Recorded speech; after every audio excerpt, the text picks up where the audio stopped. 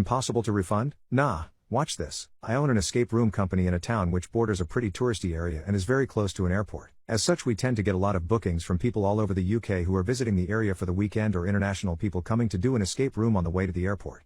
We only take online bookings and don't take walk-ins, therefore the site is only really manned whenever we have bookings. As such, our cancellation policy is that we only allow refunds if the cancellation is more than 24 hours before the scheduled start time.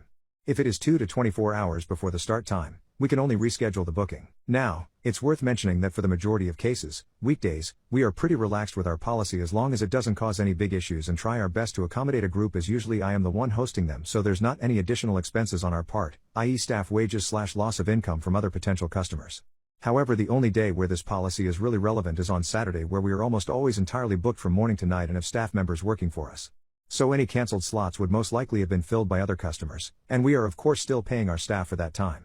Although I must say, we have only ever had to enforce this policy a couple of times, as we are usually accommodate a group in some shape or form.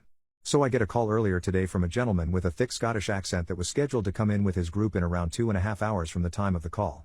The group said that they would be unable to make their booking as they were running late with some other activities or something like that, and asked to reschedule the booking for a later slot. I checked our schedule but didn't have any slots left for today in any of our rooms. He then asked for a refund as they would be returning back to Glasgow tonight and didn't know when they would be next down here.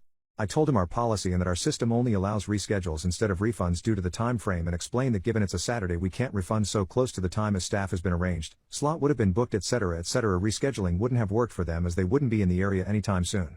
After a short pause, he asked if we had any free slots to schedule for next month. I checked the system and offered to move the booking to the same time on 16th November, to which he said yeah, I think that works. I changed the time on the system and informed him he would get an email confirming the new time slot.